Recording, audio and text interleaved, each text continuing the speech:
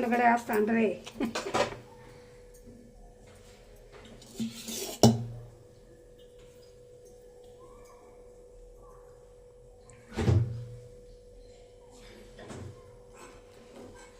Coffee ఎలా చేయాలో చెప్పమా. మా కాఫీ ఎలా చేయాలో చెప్పు. ఎలా చేయాలో చెప్పు.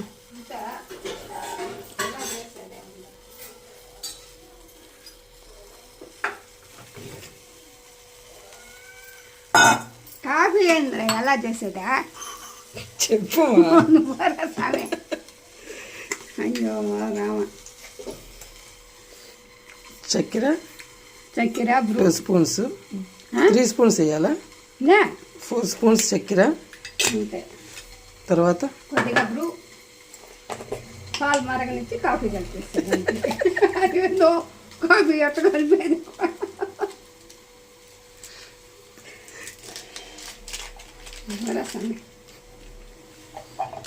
అంత బ్రూ వేయాలమ్మా? కొంచెమే ఉంటుందిరా. అది ఏమో పాలు ఇంకా పొంగలేదు.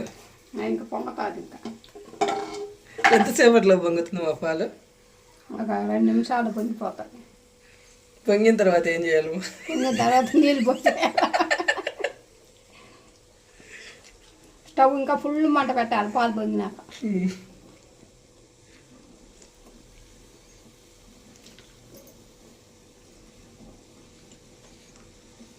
ఏంది అంత స్లోగా పొంగుతా ఉంది? కింద కాపాలి. పైకి వస్తాను మా బుడి అని పైకి వస్తాను.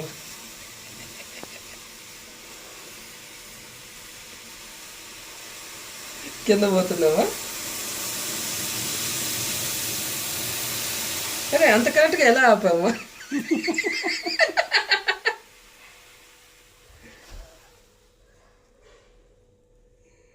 ఇప్పుడు ఏం చేయాలి? లేదంటే ఎంత పొంగ అంత చేతికి ఆ పొంగ అంతా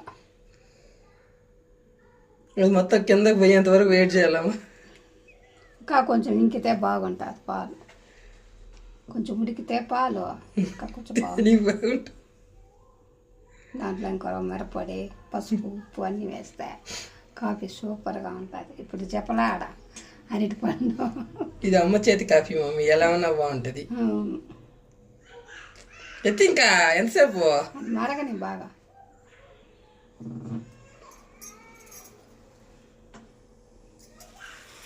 మళ్ళీ వస్తాను. మళ్ళీ వస్తే ఆపుతాం అంతే. జరుకో.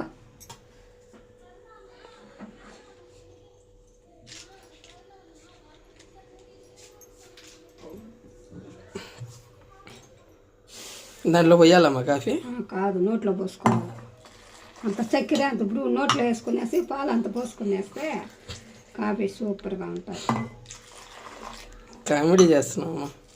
కామెడీ చేయలేదురా. కాఫీ దాంట్లో పొయ్యాలా అంటే అట్లా కాదురా. కొద్దిగా చక్కెర, కొద్దిగా బ్రూ నోట్లో పోసుకునేసి పాలు అంత కాంచుకొని నోట్లో పోసుకునేస్తే కాఫీ అయిపోతుంది.